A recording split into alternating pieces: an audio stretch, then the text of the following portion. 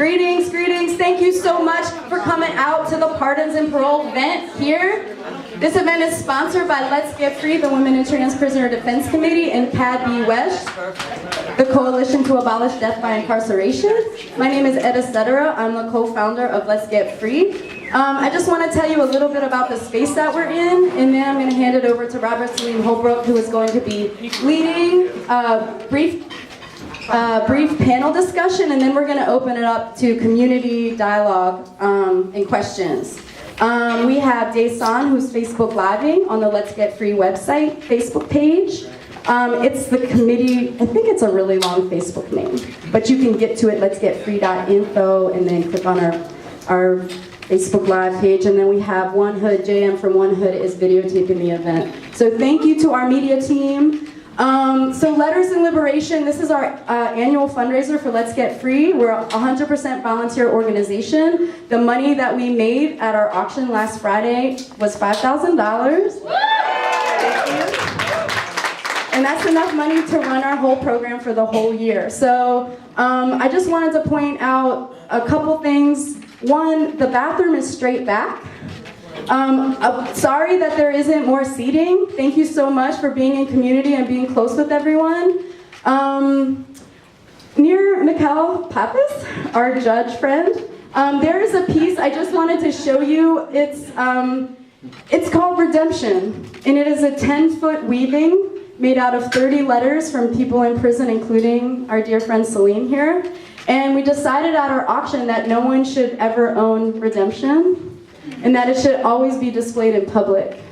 And so we're gonna community raise the money, because that was auction price was at $300, which was like the most expensive thing in our auction. And so I'm gonna pass the hat, so if you wanna chip in for redemption, we would be so grateful for that. Also, there's an altar space at the front of the art show. You're welcome, please go and check out the altar. We just ask that you take your shoes off.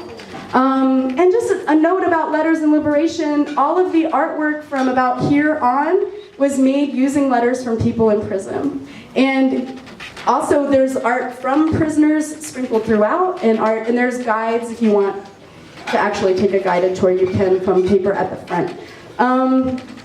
One other event that we have, so when you do an event at Boom Concepts, which is one of my favorite places in the whole entire city, founded by Daryl and Thomas, two black men, and they have a whole crew with them. And I consider this space a sacred space of diversity here in Pittsburgh. Pittsburgh, which is really segregated, and it's really hard to get communities together sometimes. But a lot of different communities come through this place, and it's really valuable. And I feel so honored that they host our event. So thank you so much, Boom Concepts, Julie, Devon, everybody. Just really appreciate you.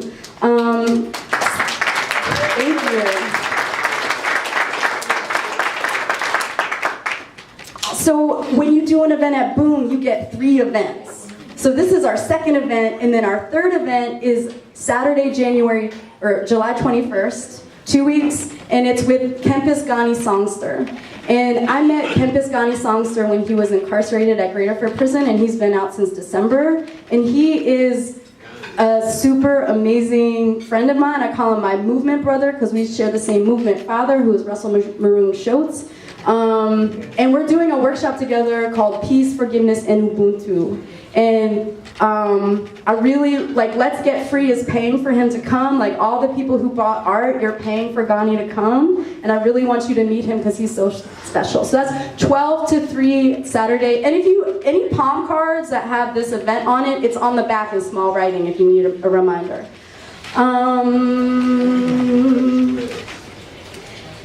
Can people just shout out what parts of the city you're from? Like, what neighborhoods do you live in? That's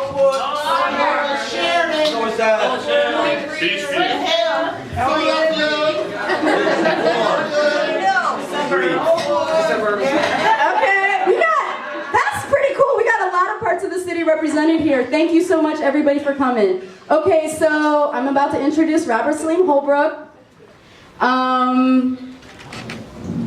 So I have been in community organizing mode with Saleem Holbrook for 14 years? 14 years, but most of that time, Saleem was incarcerated. He just got out of prison at the end of February. Yeah, give it up. He was sentenced to die in prison when he was 16 years old in Philadelphia. And it is awesome, so awesome that he is here, and his letters are sprinkled throughout this space. And I'm so happy. If you guys see me in community doing any sort of prison justice work, like Saleem was always there. He was always there advising me, guiding me. He bought printers for Bookum, the Books to Prisoner program. From prison, he bought us that printer. So it is we're so happy that you're here, Saleem. Thank you so much.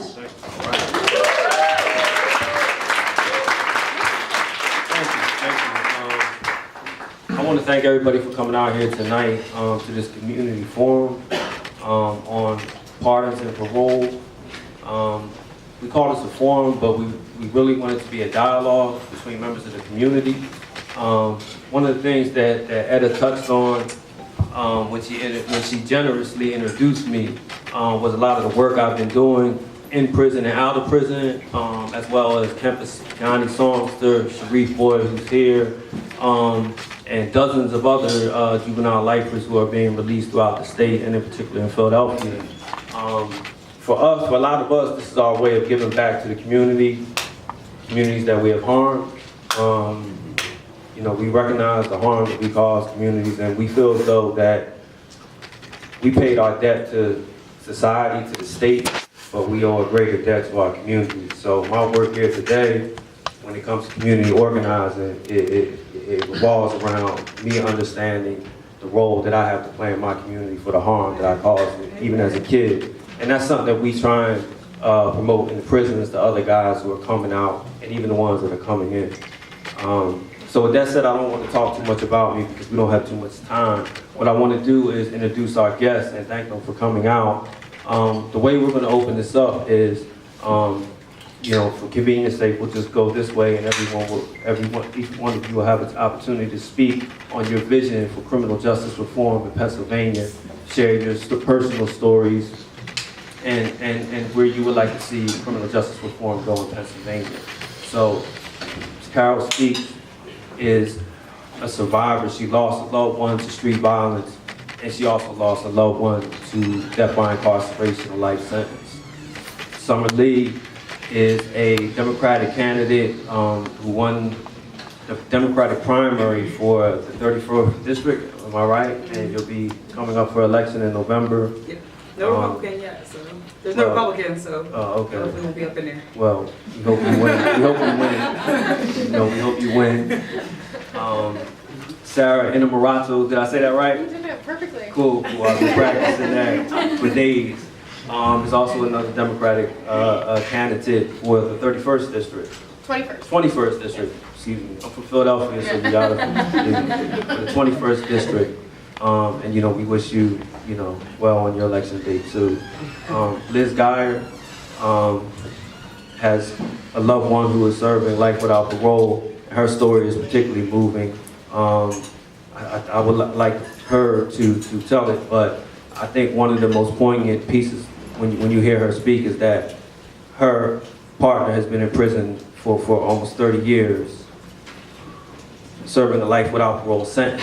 As an accomplice, an individual that actually committed the murder only served 7 years and was released, and he refused to take a deal because he said, I never killed anyone, I didn't intend to kill anyone. So I believe that when Liz talks about her story, it will really resonate with a lot of people in here. Marcie Marra, her brother, is serving a life without parole sentence. He's been in prison over 30 years. I mean, his accomplishments, I'm gonna let Marcie talk about that, but you know, he is heavily involved in social activities in prison. He has over 100 certificates. He has the institution's approval. The Secretary of Department of Corrections approved it, to basically say, hey, look, this guy should be released. However, he was just recently denied commutation. And I believe that it was only because of one vote that prevented him from going home. So she's going to tell her story, and again, I think that's something that will resonate and with a lot of us in here. And Mr. John Fetterman has been the mayor of Braddock since 2005, am I correct? Mm-hmm. And he is presently running for lieutenant governor of Pennsylvania. If Mr. Braddock is successful, you will be in charge of the Pennsylvania Board of Parole and Pardons. A lot of the commutation applications will come across your desk. We definitely understand that you can't go into too many details about specific cases because you're running. However, your vision for criminal justice reform in Pennsylvania is very important. We would also just like to hear your thoughts on the Pennsylvania Board of Parole and Pardons, commutations, based on some of the stories that you're going to hear today. Sure. So with that, I'm going to wrap it up. Again, I thank everyone coming out here for this dialogue. What we're experiencing right here is community. And once again, thank you. I'm going to pass it off to Carol. And Saleem, just to interrupt you for 1 second, someone requested that when people are speaking, if they could stand, if they're able, just putting it out there. If you can, we'd love for you to, so people can see you. That's if you want. You don't have to. Yeah, you don't have to, but it was a request, if you can. I'd rather say if you don't mind. That's fine. Hi, I'm Carol Speaks. And We can't hear you. Can you hear me now? Yeah. Okay. I'm Carol Speaks, and I want to speak about my sons. Squeak served almost 20 years in jail, came home and was murdered. What I would like is for his murder is unsolved. I would like for it to be solved, and I would like for the person to do a reasonable amount of time. Why? One reason, I don't believe in the death penalty. I don't think nobody has that right. Another thing is that I don't think that my children or my grandchildren should have to pay for the person that killed our loved one to be in jail for the rest of their life. I think that it's senseless to have old people in jail for the rest of their life for crimes that they committed when they're young. Just dumb. I have a son who's serving a life sentence. He's been in jail about 14 years. Oh wow, that's been exciting. 14 years, maybe more. I can't do the days. Make sure you speak in the mic, love. Can you hear me? Yeah. I'm sorry. A little nervous. He has life without parole. At his time that he committed this act, he was drunk. He was on a 302 order. Nobody would help me with him. And ultimately he just spiraled out of control and ended up in prison. He was maybe 23 years old, and I would like for him to someday come home. They say prison is for rehabilitation, so like when is the rehabilitation done? How long does that last? Like, is that 6 years, 60 years, 600 years? I don't know. That's it, thank you.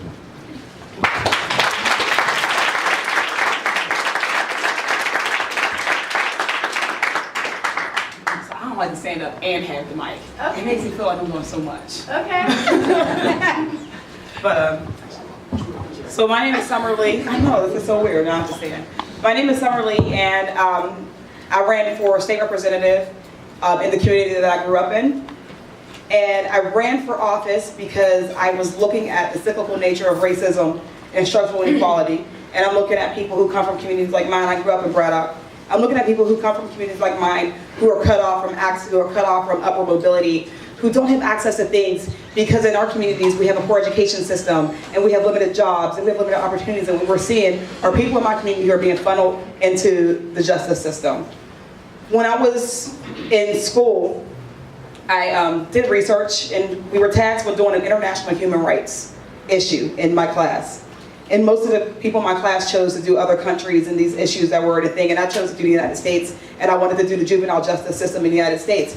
And through that research and what I knew, but through that research, what I realized is that the United States is the only country, now I believe 1 out of 2, but functionally the only country in the world where a child can be sentenced to life in jail. And that's not even the only violation that we looked at. When we look up status offenses, like kids who are going to jail because they were truant. When we look at disproportionality in prison contact with kids of color. When we look at the fact that young kids are being held in adult prisons. Those were all things that were alarming and that nobody ever talks about, nobody knows about. These kids, and who then become adults, are just being thrown away in our system.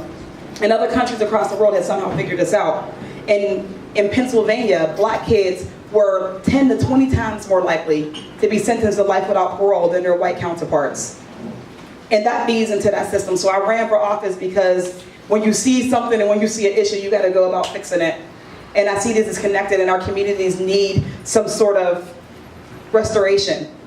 You talked about rehabilitation in prison, and we actually have a retributive prison system where they're being punished, but they're not being treated.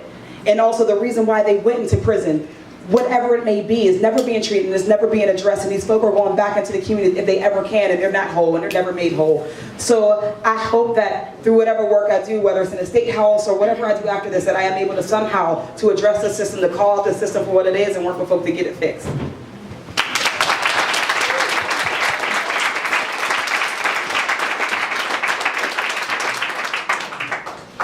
Hi all, I'm Sara Innamorato, and I decided to run for office because I had lived the challenges that I saw in the 21st district in this area. I had a father who was addicted to opioids and lost his life around 10 years ago. I have family members who are in and out of rehab and in and out of the carceral system. You know, I've seen firsthand what gentrification does to push people out. And I ran for office because all of these issues are interconnected, and there's not one piece of legislation that we are going to pass that's going to fix it all. And when we look at our state and we look at the fact that we spend $42,000 a year to incarcerate someone, and the state is spending around $13,000 a year to educate a student, we have an issue. We do not have our priorities straight. Yes. And it's so, you know, when I go up there, when Summer and I go up there, our goal is to look holistically at this and saying not only how we can prevent people from going through the system, but if they are in the system, how are they able to access restorative tactics? How are they able to come out and be productive members of society? And then how do we make sure that their sentence doesn't even begin when they get out of the system, because we put so many barriers in place. So really, that's the idea of like going up there and being able to have these conversations in all of these different areas. And mostly I'm here today just to listen and to learn from all of your firsthand experiences, because this is so, so very important to the work that elected officials do. So thank you all for being here and sharing your firsthand experience. Thank you.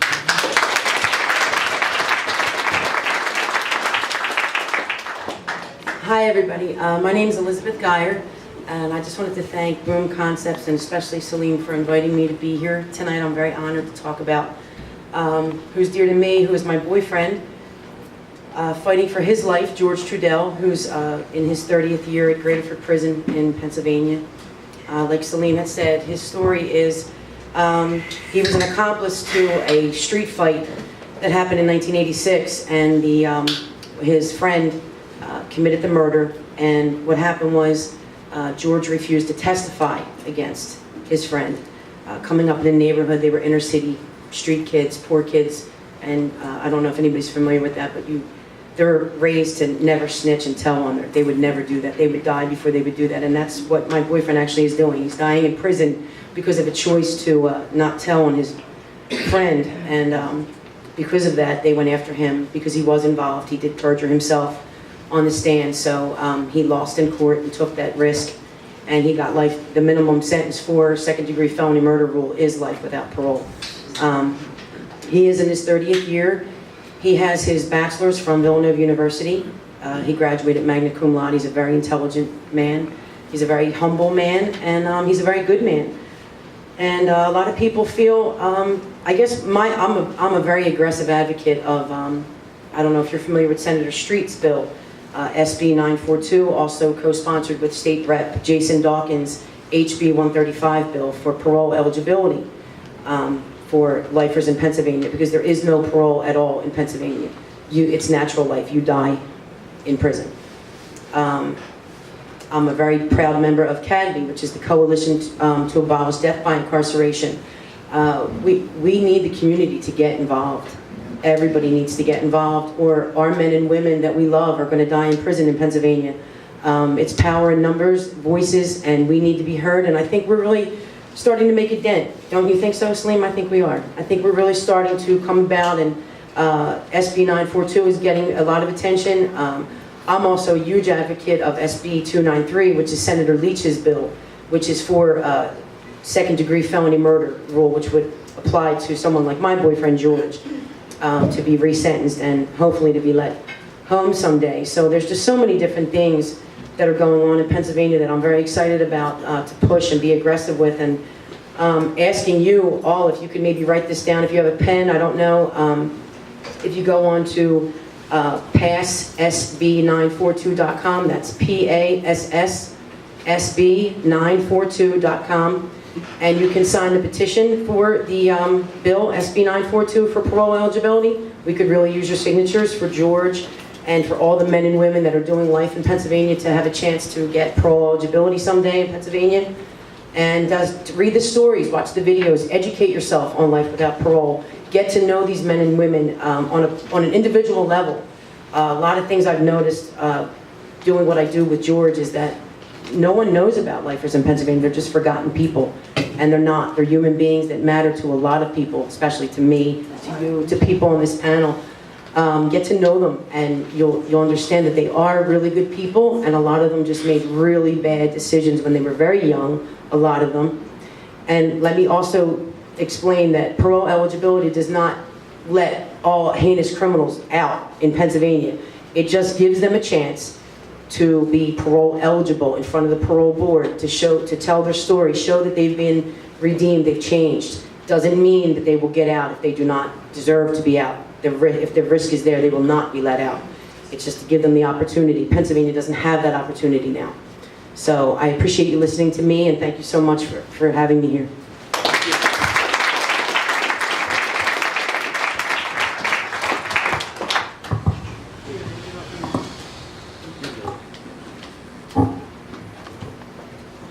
Hello, Marcie Marra, and we came in from Philadelphia.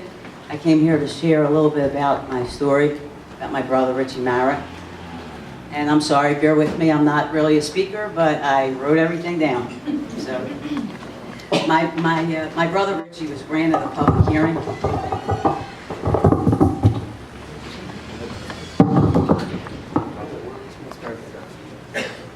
My brother Richie was granted a public hearing with the Board of Pardons and a request for commutation of a life sentence.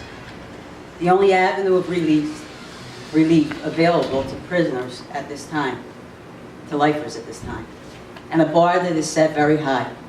Richie is one of only 25 individuals to be granted a public hearing during the last 21 years, and only 8 of those people were released through commutation. Commutation has been made more difficult since the 1997 referendum to change the state constitution from a majority vote to a unanimous vote in order for the governor to grant commutation of a life sentence. Richie's been incarcerated for 31 years now for a crime he committed when he was 22 years old. Richie's transformation during his incarceration is remarkable, and it didn't happen all at once, but it happened. And it was consistent year after year. His attitude was the first to change. He found his compassion, his empathy, that was part of him from when he was a young child. He went back to school and he received a college degree in business accounting and graduated with a 4.0 GPA. He finished a 2-year building trades program. He spent 2 years in electronics school, another 2 years in computer school, and along the way has earned over 100 certificates of accomplishment. He worked as a teacher's aide in the GED program in the education department, a tutor in the business education program, and the last 16 years has been running the audio-video program at SCI Chester. He also has sat on numerous boards, numerous inmate organizations. He's facilitated various programs like Money Smart, the Citizenship Program, and the National Issues Forum. And he has been a mentor and an example to many. So impressed with Richie's model, the Pennsylvania Prison Society presented him with the prestigious Prisoner of the Year Award in 1996,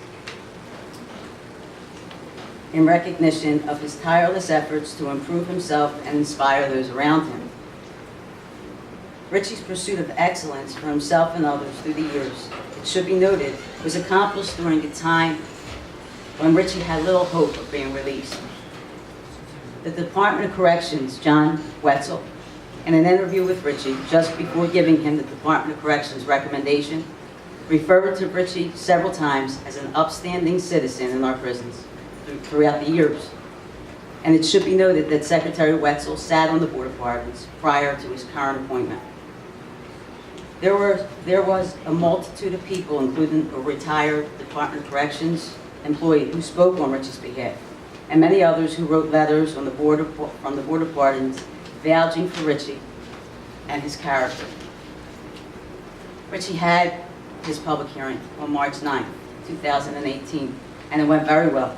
The courtroom was packed with supporters, and 7 people spoke on Richie's behalf. 2 businessmen were there to offer him jobs. At the end of the day, Richie's case was held under advisement. And then on June 27th, just a couple weeks ago, after 4 years of an emotional roller coaster, his application was denied because he didn't get the unanimous votes from the board. There was no reason given, no explanation. This was heartbreaking and devastating for us and the many supporters, including the staff at SCI Chester, where Richie is housed. Lifers who were juveniles at the time of their crimes, I'm sorry.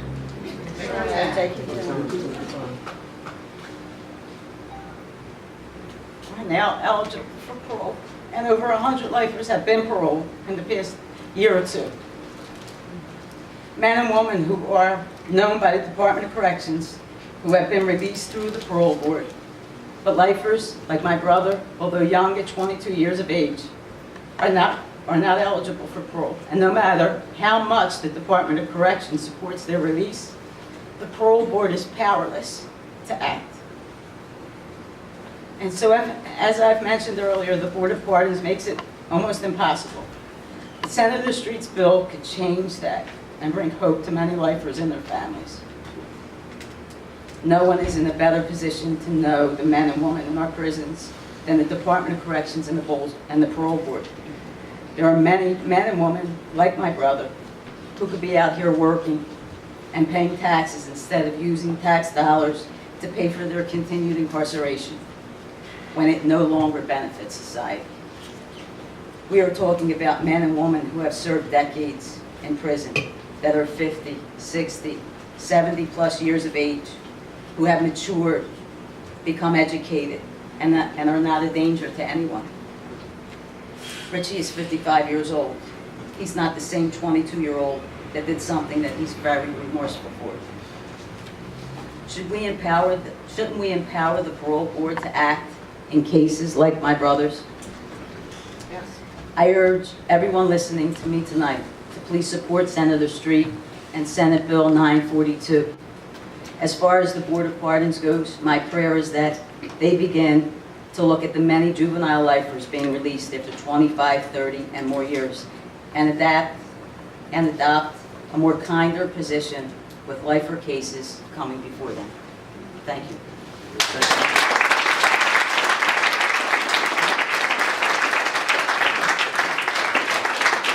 I believe that the most powerful weapon an officer wields is his or her discretion. And discretion, to me, really underpins the entire criminal justice system. And that begins with an officer's discretion. And if you look at some of the more publicized and tragic outcomes, like Sandra Bland, for example. Now, what if that officer said, you know what, she didn't use her turn signal, maybe I don't have to pull her over and create a scene. Or up to and including Antoine Rose, where the officer in question, in his moment of decision, would have said, he's running away from me, he's not in immediate danger, I'm not going to discharge my weapon at a fleeing young person. It's all comes down to discretion. It comes down to how are people swept up into the criminal justice system. And I'm proud to say that I was the only candidate running nationally in 2015 for the Senate that was for full marijuana decriminalization and legalization. Because a lot of young people that I worked with originally would get caught up in that kind of mess. And it's absurd, and there's a double standard. And we all want to legalize marijuana. A lot of the rationale was given, well, it's going to create all this revenue and whatever. And it's like, the money's nice, but to me it's much more of a moral issue. And it is about taking it out of the shadows and stop it from messing up people's lives with a record.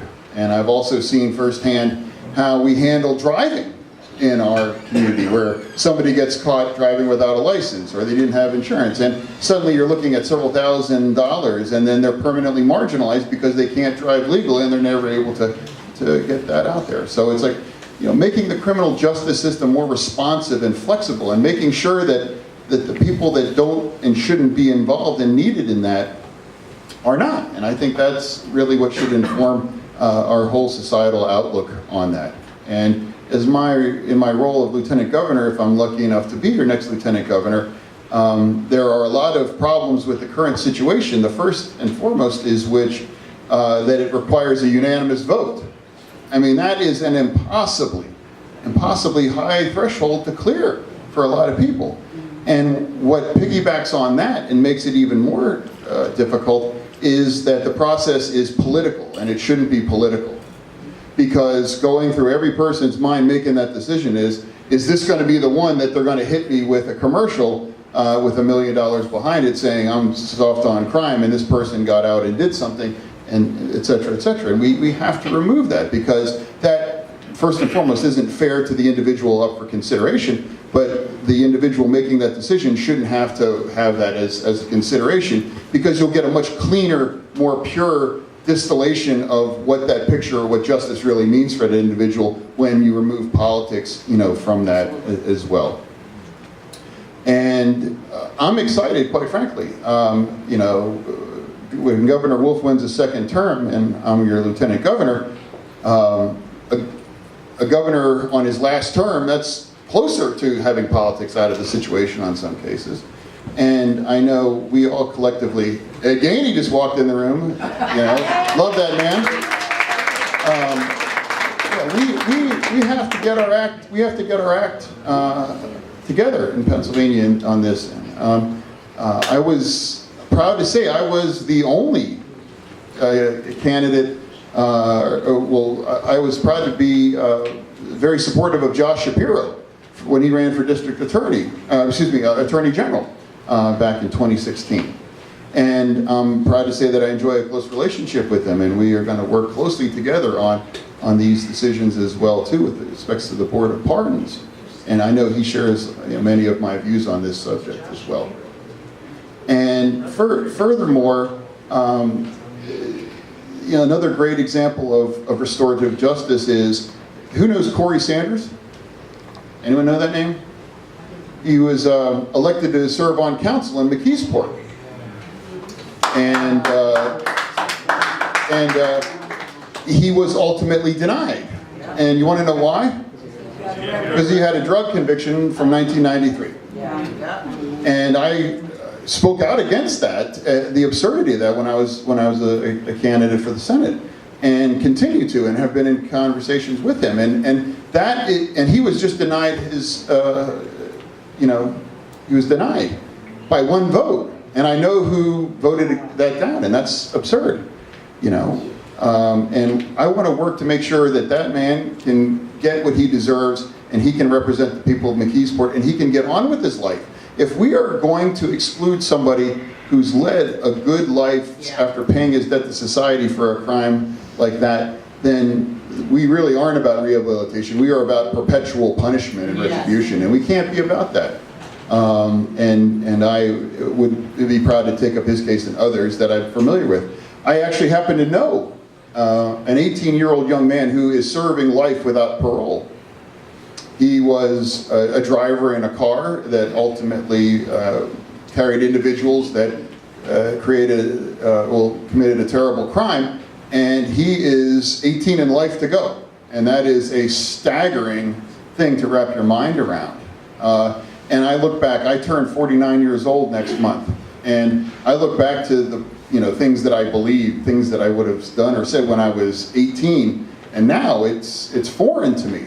But if you're still paying the price for something you did when you're 18, and you give, is there a more hopeless position in this lifetime than to be 18 years old and be told that you have zero chance, the only way you're getting out of here is to be carried out in a pine box? That's not part of a system that I believe should continue to persist. I think there always needs to be an option for people. Like you're a family member that you talked about, and we need to make sure that we continually push for that. And I want to thank you for the opportunity to share these views.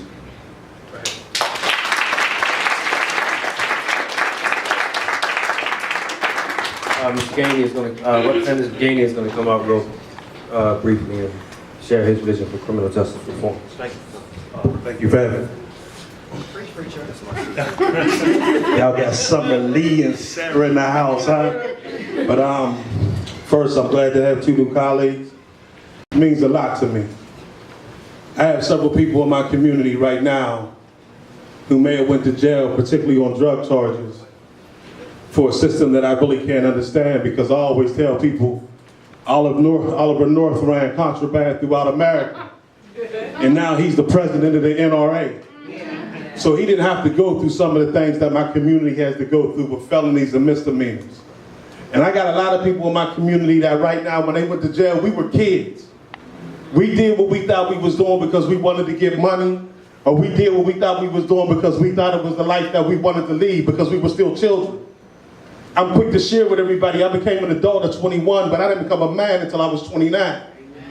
So a lot of the things that we and my friends had done as a child is carried over into our adulthood.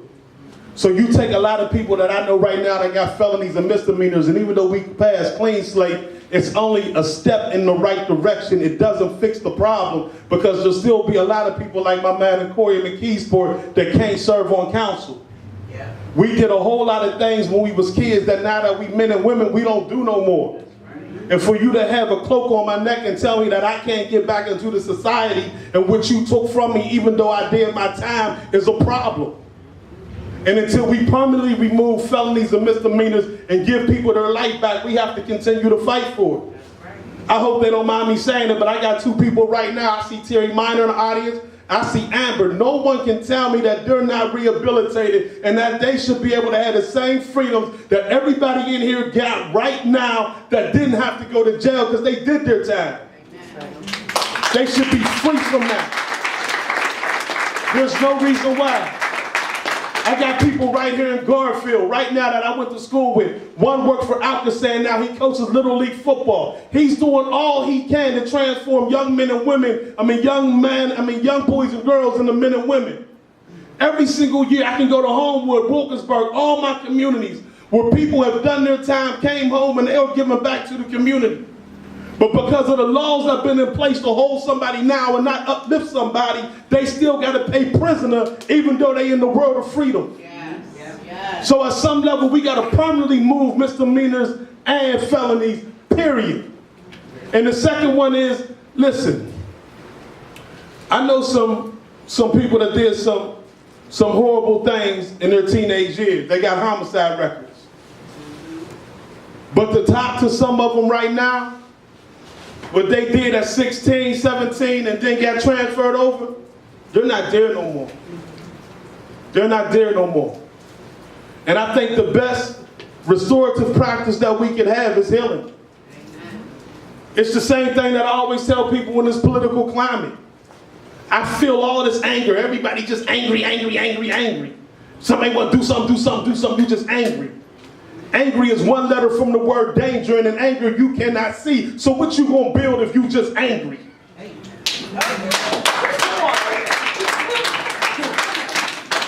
Passion helps to build bridges to get people to the other path. There's no need for us to be angry.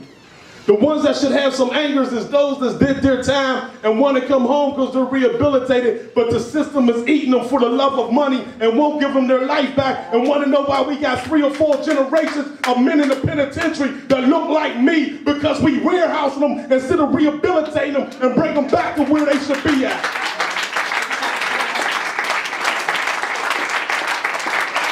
That's where we need you.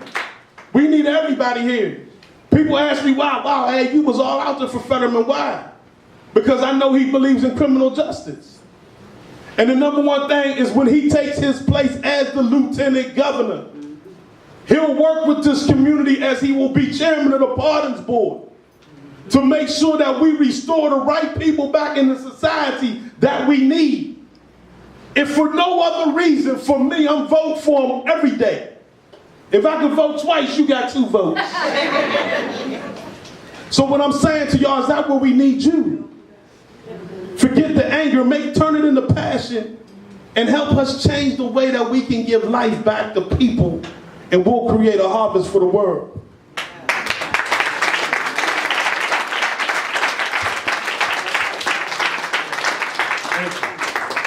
Thank you for that, bro.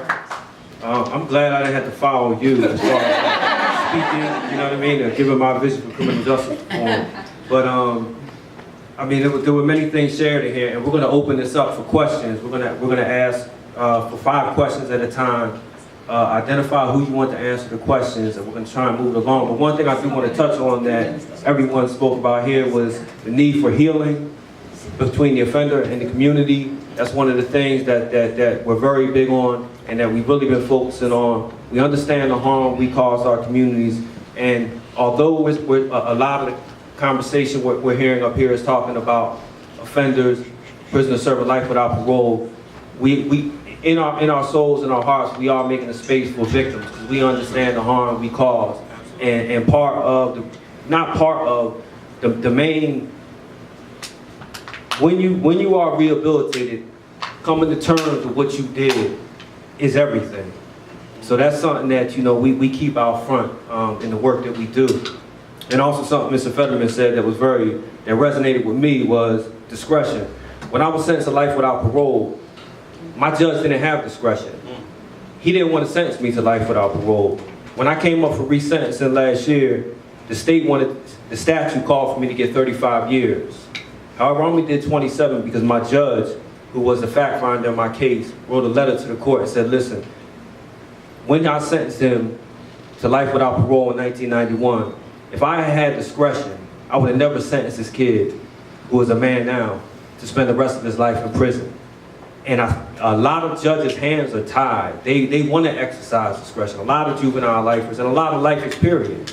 They want that discretion. And the bills that SB 942, HB 135, that will return the discretion to the judge. And so that's something that we really want to emphasize. And I think Liz also talked about it. It's not like the gates were just going to be open, but that discretion is going to be returned to people who have an ability to make these informed decisions. So I don't want to hold it up no more. 5 questions. So anyone have questions, please raise your hand. And I'll come over, call on you, but we're going to take 5 at one time. So we start now.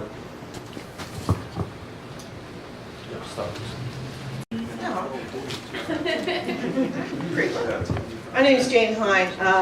I have a niece who is serving life without parole. And I wanted to talk to you.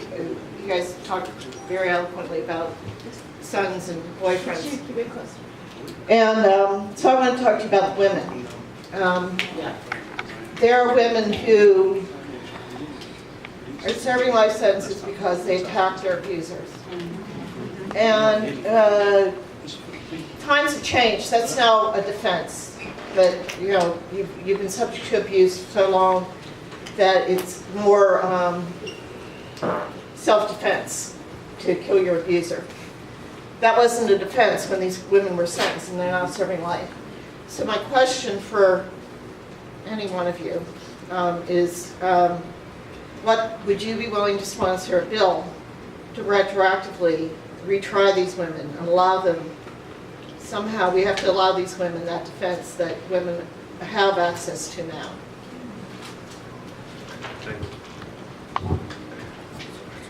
Hi, my name is Etta. I just had a question for Mr. Fetterman. I was really curious about what inspired you to run for lieutenant governor and why you want to be lieutenant governor.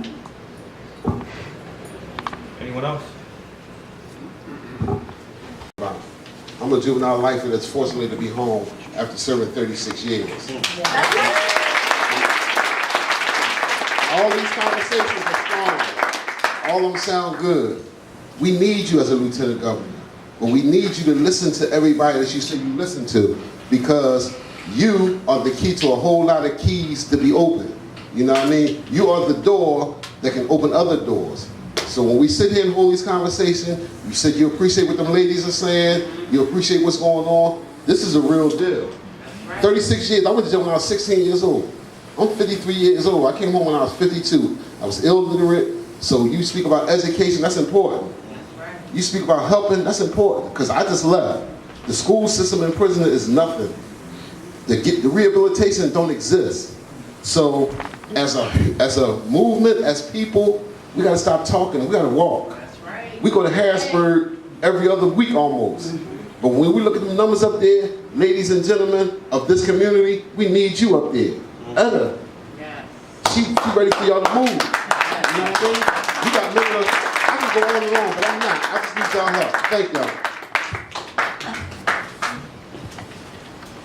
Out at SCI Fayette. I just wanted to talk about the fact that in Pennsylvania, there are many transgender women that are currently being housed in men's facilities.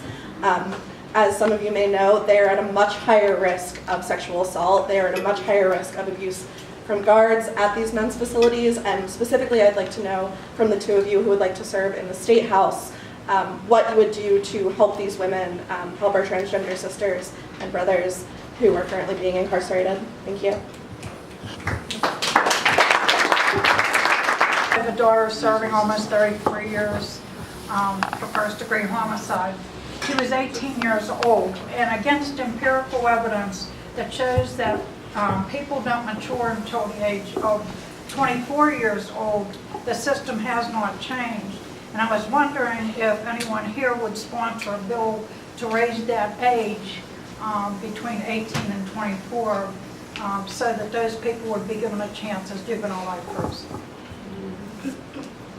I believe that was 4, so we got one more. Good evening, my name is Medusa. Just recently I have... Maybe step closer, if it's like a wireless mic situation.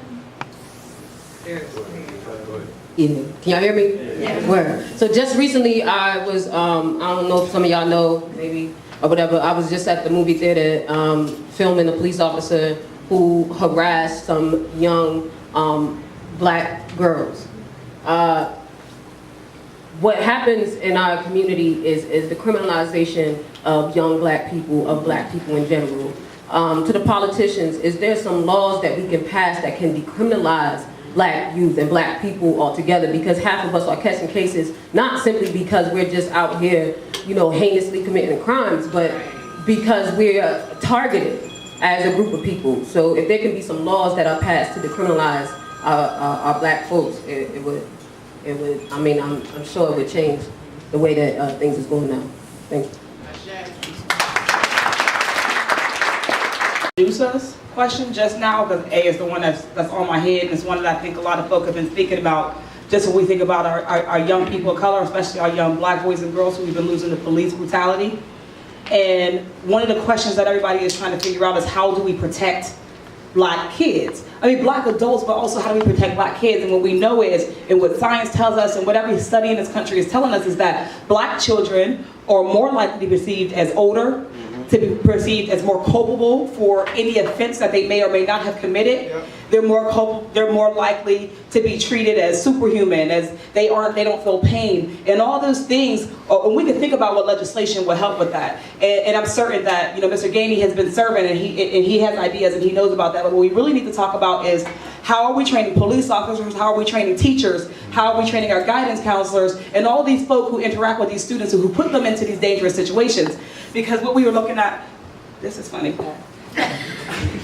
Because with these situations, like, these are people who get to make snap judgments about people. And they have life or death in their hand. They have the power of life or death in their hand, but what is the training that they have to go through? So when we think about laws that we want and policies that we want, policing, that is something that we need to be looking at the state level. What training? What is the universal training and mandatory training that police officers have to be subjected to before they can join a police force? Databases. How do we know if a police officer has committed a crime somewhere else if they don't have any place where a department can find this information? Like, as a lawyer, if I do something wrong, and I'm not practicing, y'all.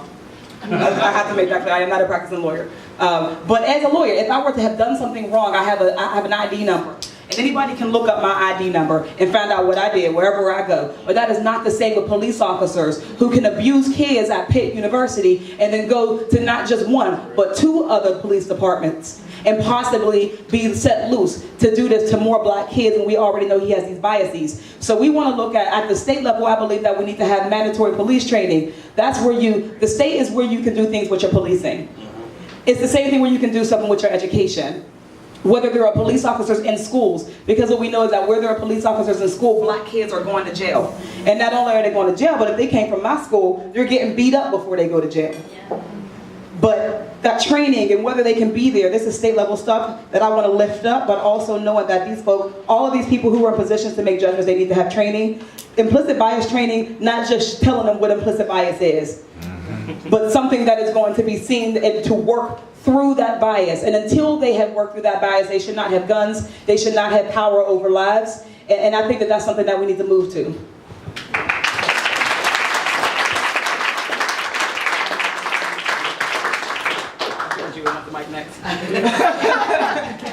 Hey, y'all, get Summer a hand. Get Summer a hand. Because actually she told the truth. Right now I know there's people working on legislation to create a registrar to talk about if they were at another job and they were let go, what that would look like and how you could report them. That's number 1. So that is being worked on. Number 2 is she talked about just like she would be licensed as a lawyer, and if something went on, it would impact your license to a certain degree. They're also talking about cops being licensed as well, being able to be reported. So there's different things that's going on.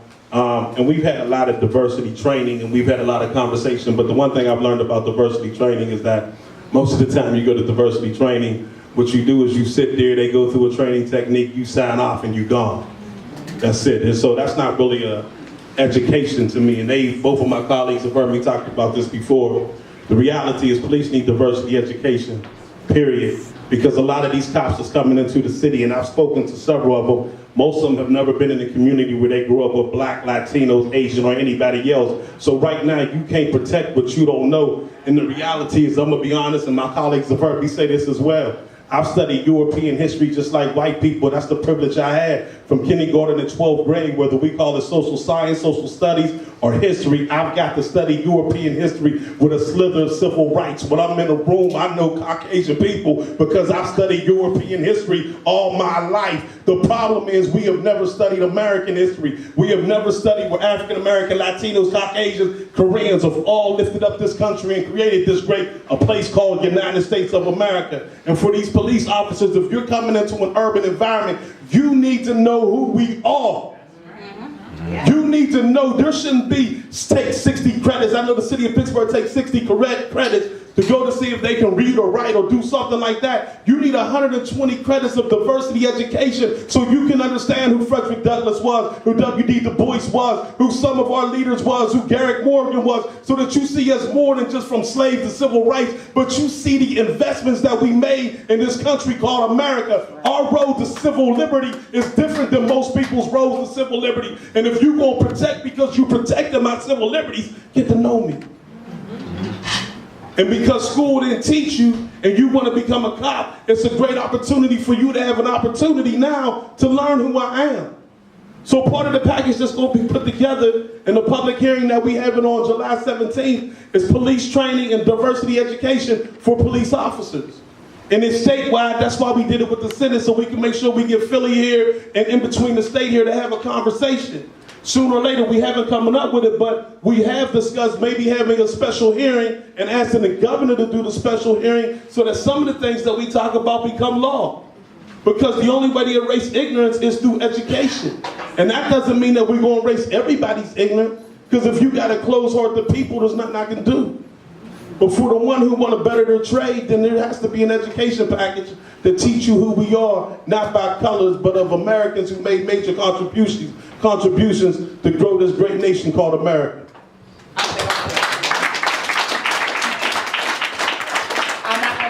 But I did want to say one more thing, because I was thinking about it and I was letting it sit on my spirit, and the word decriminalize was used. And I just want to lift up that we have to be about narrative shaping and narrative changing. So the word decriminalize kind of threw me, because, and I've heard it before, and I remember, and I haven't thought about it in a while, but we got to move to black people aren't criminals in the first place. So when we talk about decriminalizing, that implies that we are inherently, and we start out as criminals, and that is our starting place. When in reality, our starting place is human and innocent. And when we use a language like decriminalize, that's language that we got from the system. And we got to disavow that, and we have to move to language that is more inclusive, and a narrative that is more inclusive of what we're trying to into making black folk as human as anybody else. And that's also part of how we can stop decriminalize or criminalize, black people. That's right. That's right.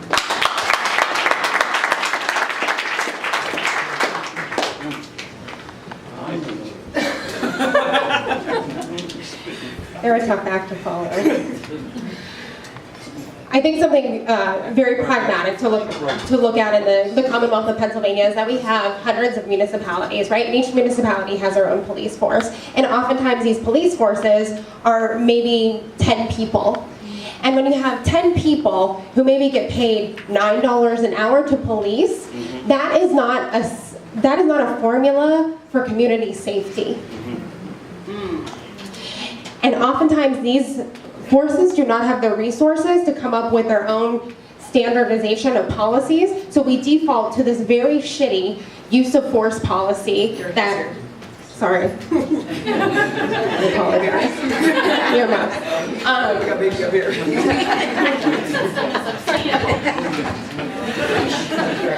It is a very bad policy that allows for police who act as executioners to get off without punishment. And so when we're looking at state level policy, we can define use of force, and we can say that an officer must use de-escalation tactics and prove that they went through that process before they deployed a weapon. Because right now that is not the case. And we see some model legislation coming up in different states, and that's something that I know everyone who sits here is interested in pursuing. And you started, right? Talk about how you started this about. Talk about something. Let the people know, you know what I'm saying? Tell them. There is an initiative right now with the city of Pittsburgh, their police force. There is a group of committed officers who want to actually build bridges with the community. They want to talk about bias, and they want to unpack that, and they want to have real and painful conversations about what the structure of policing has done to tear apart communities. And they want to start to offer that hand and say, like, how do we rebuild that trust with one another? And I've been fortunate to be a part of that initiative for the past year. I want to move on to your question around trans individuals and how they're not treated like human beings in our carceral system. I mean, oftentimes, to prevent the sexual abuse that they're prone to is that they're put in solitary confinement, right? So they're removed from the population, which is not a solution. No, that's a punishment. It is. And what we have to do is like we have to prevent that type of inhumane treatment in our carceral system. We also have to look at when those folks are released and they're going to a halfway house or they're going to a transitional home. They experience the same thing. And they often leave those places and go right back into the carceral system so they have much higher recidivism rates as well. So we need to look at it holistically and how we are designing our systems and what we're choosing to invest in, and really say that we as a state want to commit to looking at sexual orientation, looking at gender identity as a protected class, right? Right now in the state of Pennsylvania, that is not the case. That's right, that's right. And that's a tragedy. Yes. And we need to remedy that. Yes. And I would support the building you asked about. And also, John asked a question about whether or not any of you would be willing to sponsor a bill that would allow 18 to 23-year-old lifers to be eligible for parole based on the neuroscience that was used in the juvenile lifer cases that opened the door for them. Basically talking about how the brain adolescents do not develop so they're into their mid-20s. So I think, would you like to answer that question? Any of you? So yeah, when I was kind of telling like how I got into this is exactly what I was looking at in our studies. And we're looking at kids who are young people, because they're not necessarily kids, but young people and their culpability. And young folk, we know, are not as culpable for their actions as people who are more mature, people who are older. And the criminal justice system and our laws have to reflect that. But also, so yes, absolutely, I would support that. But also we need to look at just sentencing in general. Our sentencing is archaic, is draconian. We have people who are wasting away in prisons who shouldn't be anyways. So even when we look at a lot of times we like to look at, nonviolent offenses and misdemeanors and say that they should not be receiving long time. But we also have to look at the fact that people are dying in prison and they shouldn't be in the first place. So whether or not this is a 16 to a 23-year-old or a 45-year-old person who commits a crime, we need to start looking into a better system. Because people should not be wasting away in prisons, and it's not happening anywhere else in the world. Right. Our spending and even how many people we have in prison is bigger here than anywhere exponentially. There is no other country in the world that matches our prison state. And those folk are also being treated as slaves, and they're in there for a reason. And the reason why, and we have to look at what's leading folk to go into jail in the first place, and start investing on the front end. So some of these kids wouldn't be getting into these situations, and adults wouldn't get into these situations if we had a better education system. If instead of we were investing in prisons, we were investing in schools, and then we would curtail that. But our system doesn't want that. Our system thrives on free labor and people who are rotting away in prisons. So that's a whole thing that we need to look at. So it's more than just age, but also sentencing. I just wanted to add that, Pittsburgh went through a big change when all the steel mills closed. Big change. And people had to figure out, what we going to do now? So they went to school, they learned about computers. This is what you all need to do to these people. Not what you all need to do, but this is what needs to be done. See, these prisons are somebody's lifeline. Like, I was just talking to them. There's Monohoy, and around the corner is Frackville. And that's all that's in these places. So this is how they take care of their children, their family. We need to break this chain. We need to somehow, I don't know, it's just in me. Like, I don't feel like, when you go to these prisons, the guards are so nasty, they're mean. But my tax dollars is paying for this. Like, we just got to figure out how we can just knock this down. I don't know how, but it just was on my head and my heart to say that You know, I understand that that's your job, and that's all y'all got in them spaces. I understand that. That's all we had when we had them steel mills too. Right. And everybody's recovering. It might took a little time, but everybody's recovering. So I look for, can we close some more prisons? Yes. That's right. One, what somebody said is right. The statistics show that if we invest in early childhood pre-K education, then we have a better quality life for our children. The statistics, we got enough numbers now that the statistics say that.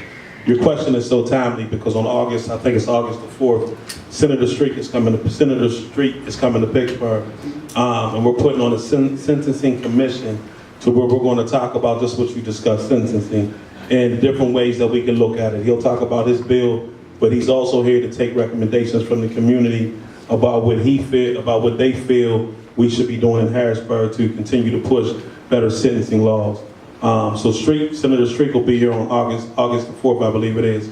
It'll be at the Community Empowerment Association in Homewood Brushton. It'll be part of Harambe. So we're working on to making that come to existence. But if you look at the numbers, and this is the truth, if you look at the numbers in terms of kids going into 3rd grade that went to pre-K, Head Start, or any type of early childhood learning, their numbers are so much better. And so one of the things that I was talking to Jay Costa about, and I don't know how to do it right now, so this is something I'm working on, so I'm not trying to say I got the answer. But I think that a percentage of the money that we take because we close prisons, we should start a line item, and it should be a reverse of from the school to prison pipeline, to reverse some of that money, to create a universal pre-K funding, even if it's 10 to 20% of the money that we're saving, because you got to remember these jails have a lot of expenses when they close, shifting people around and all that. So we know that all the money that's coming from the closing of a jail cannot go to a universal pre-K account. But my opinion is, and again, I'm flushing it out. I'm hoping I'm asking the right people to help me do this because I don't know how all the money and all the savings that's coming. What I learned was that in 3 years we had a savings of over $1 million in regards to the closing of the jails. I'm not saying that we got to take the whole $1 million and put it into a universal pre-K account. But what I am saying is that if we could take 20%, 15% as a start, we're going to get more children enrolled in universal pre-K, which the numbers indicate they do better in life.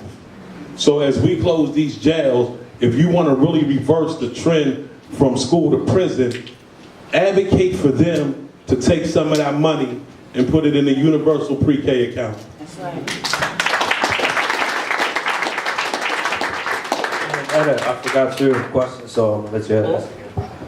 Well, my question was for Mr. Fetterman. I was wondering why he wanted to be lieutenant governor. And also because we do have legislators on there, and because Mr. Fetterman did mention that the unanimousness, so like when you are a lifer and you go to get your sentence commuted, you go before the Board of Pardons, which Mr. Fetterman would sit on if elected, and you have to get a unanimous vote.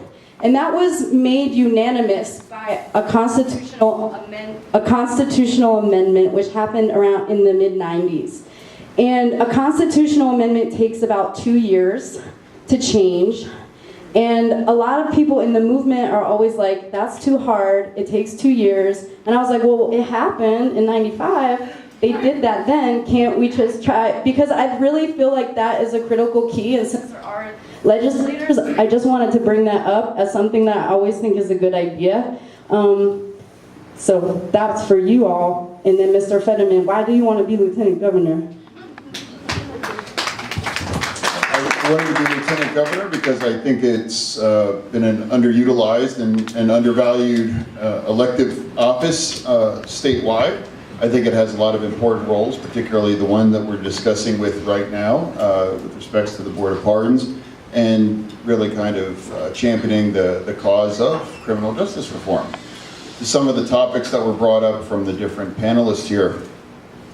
For example, I don't know if some of you know Philadelphia's latest class of trainees for their police department visited the African American Museum at the Smithsonian to fully tour the experience, to Ed Gainey's point, about what the community has been through and what their history is in order to bring them up to speed at a basic level of just to understand what's going on and what's happened.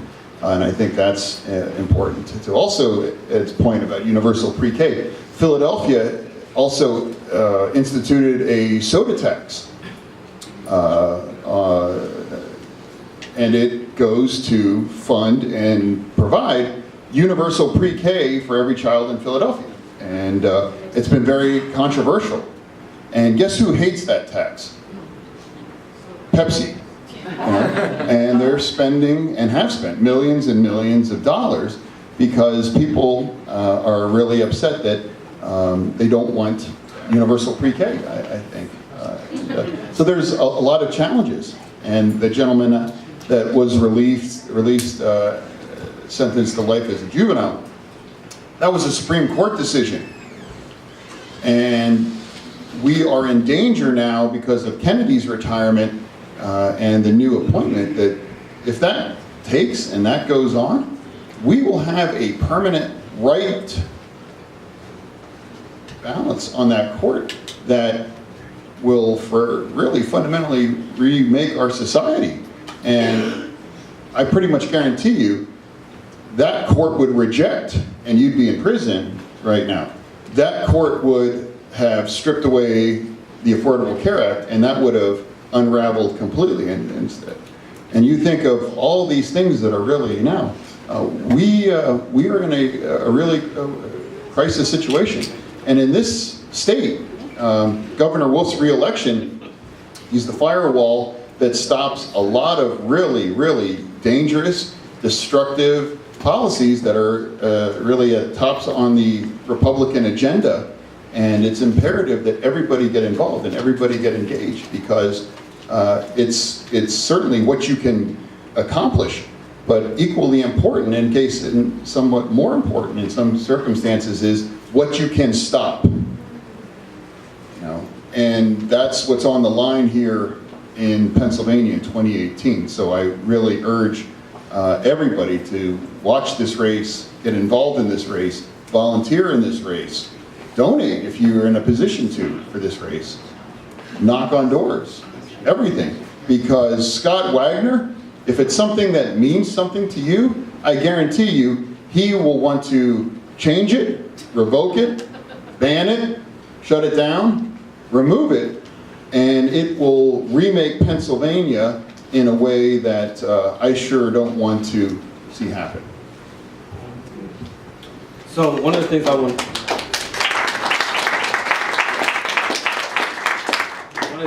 to do is focus the panel on pardons and parole. So I'm just going to shoot a couple questions at you specifically related to parole. Pennsylvania does not have presumptive parole. And presumptive parole is something that a lot of other states have adopted. And that's what is, when an individual comes up for parole, if he has completed all of his required programs that prison prescribes him, stays misconduct free, special remorse for his crime, then he is deemed to be eligible for parole. Would you support a bill that establishes that in Pennsylvania? Because right now, a prisoner can complete all the programs assigned to him for parole by the prison, have the institution support, in some cases have the victim support, but the parole board will still deny them. I mean, some of the reasons are basically, well, you didn't express enough remorse. You're not taking responsibility for the crime. And it's like, listen, if I completed every program assigned to me by the prison, by the administrators, then I should be presumed to be ready for parole. So would you support legislation that establishes presumptive parole in Pennsylvania? And Mr. Fetterman, as the Lieutenant Governor, you're going to have a lot of influence on the parole board. Would you also support presumptive parole? Well, I think it's important that we just get back to that point of discretion overall. And the point was brought up, well, let's make a special exemption for 16 to 23. Well, what if you're 24 and you make a bad choice? I just think it needs to be fundamentally altered in a way that that people that have been caught up in the vast majority of the cases, there is a path to some kind of redemption, whatever that looks like. And I also think that I personally, if, let's say, the victim's family 20 years from now is in court saying, I have forgiven this individual and I want this individual out, that should trump everything else with respects, because they suffered the greatest loss. And if they can forgive, why couldn't we forgive, especially if they've done everything they needed to do in prison as well too. So I think it all comes back to discretion and not creating a system that destroys any chance for an individual to ever walk outside those walls. Because I think that to me is the ultimate cruel and unusual punishment. Support people of color in Braddock. Secondly, sir, there's one situation that has happened during your time as mayor that has really given me pause. I hesitate to support you for one really important reason. In 2013, as mayor, you pulled a gun on an unarmed black man that you deemed looked suspicious, that was jogging in Braddock. And in this highly publicized situation, you said that he looked suspicious. So I'm asking you, please, how are you the right person to be on this pardons and parole board when you have demonstrated racist bias so blatantly? And that man, it's possible that he couldn't even be with us right now if you had shot him. And I just have a lot of concerns. Thank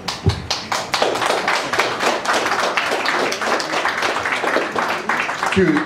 To your question, after the gunshots started ringing out in rapid succession, I saw an individual in a ski mask, dressed completely covered, running from where the gunfire was coming from. And I made 3 split-second decisions. 1, I got my 4-year-old son inside safely. 2, I dialed 911 to report what has happened, what was going on. And 3, I made the split-second decision to confront the individual running from that scene where the shots came from, and who was running towards and heading towards our elementary school on Library Street 3 weeks after the Sandy Hook child massacre. So I made the split-second decision to intervene in the interest in protecting our community from a situation that was incredibly chaotic and frightening. And the individual in question was briefly detained for a few seconds. Police arrived as a result of the 911 call, and the situation was resolved. So it involved no bias other than my bias to default to protecting the community in a situation like that. And to your other question about what have I done as mayor of the police department for 13 years, well, you know, 5.5 years without the loss of life through violence in my community is one of the things that we've done. And a police department shouldn't be judged on how small it is or how large it is or other things. It should be judged on how it treats its residents. And we have infused a philosophy that I'm proud of, and was doing that from 2006 on, and creating an environment where the community feels protected by the police department, not occupied by it, as a result of the enormous crime drops that we've seen in our community as well too. There are risks and there are dangers.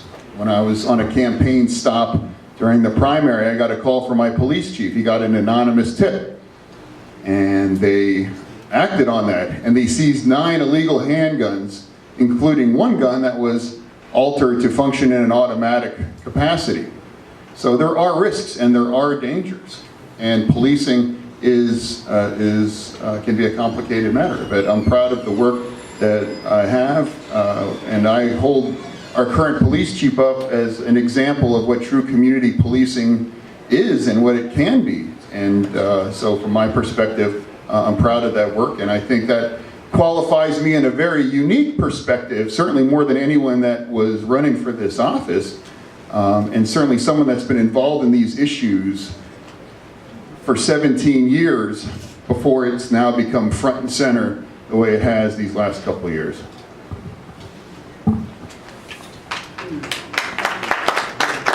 My thing for most of my adult life, and so over the course of maybe a dozen years, I probably hired 500 to 700 men coming out of the penitentiary, federal and state corrections, and for a wide range of different things. You know, I might have discriminated against sex offenses because it just is too hard to blend that particular population in a plant. But like, whether you killed somebody, stole something, it's whatever, you did your time, you need a job, you need to earn a living wage, and like, you need to be able to feed yourself.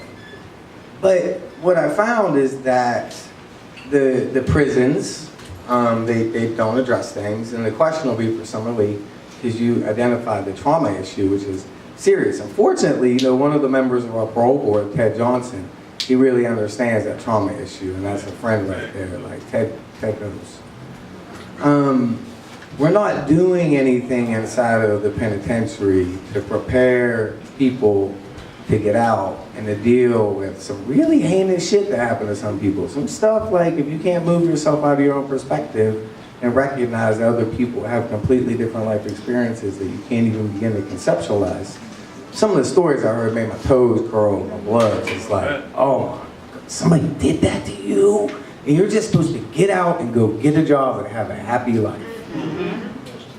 So I have a farm up the street. We had talked, if you like, afterwards, because we put together a real nifty prison reentry package, and we have really strong teammates, including a top 20 by revenue nonprofit in the country, and a former director of a mindfulness institution, to really address like the full package of what it takes to return somebody, because what good is parole if you just go back?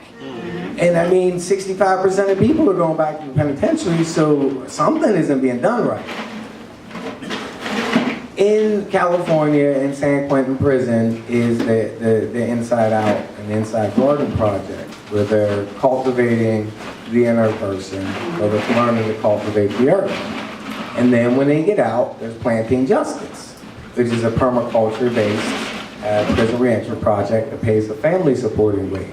And that's a 0% recidivism rate, about 6 or 7 years. So with some people setting that project in San Quentin Prison as a benchmark for what our prison system should be doing, can you make it a point to bring people there to see what other people might be doing right, so that Pennsylvania can stop spending $620 million more on incarceration than we spend on sending our children to college? Yes, sir. Thank you. It's an amazing program. And can I get people there? I don't know how to get people to California. What I can do, I can't get people to California, but what we can do is that we can spread knowledge. And when we know something, we share it. And when we see something that's working, we make sure that we shout it from the mountaintops so that other people see that this is working. Now, I don't think that that's not the only point, because what we also know is that somebody profits off of folk going back to jail.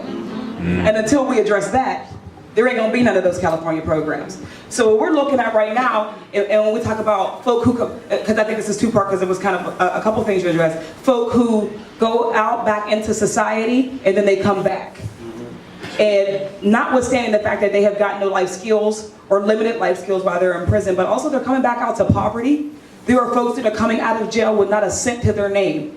They came into jail and they get back their little packet of what they came in with, an outfit from whatever era they came out, and they get that and they go home. And then they're made to now say, figure it out.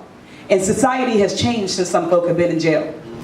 Life looks different. You come out, and if you went to jail and you lived in East Liberty and you came out of East Liberty, what you going back to? It looks like a whole new world, like the Jetsons out here for those type of people. And that's shocking.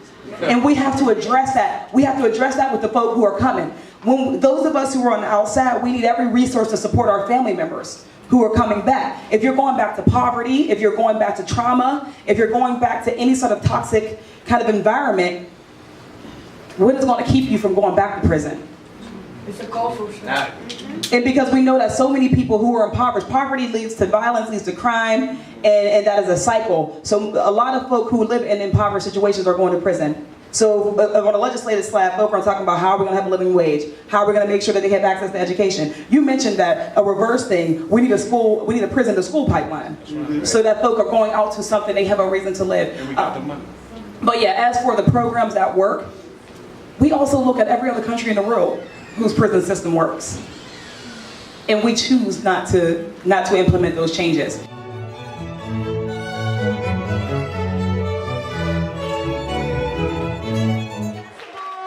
our questions,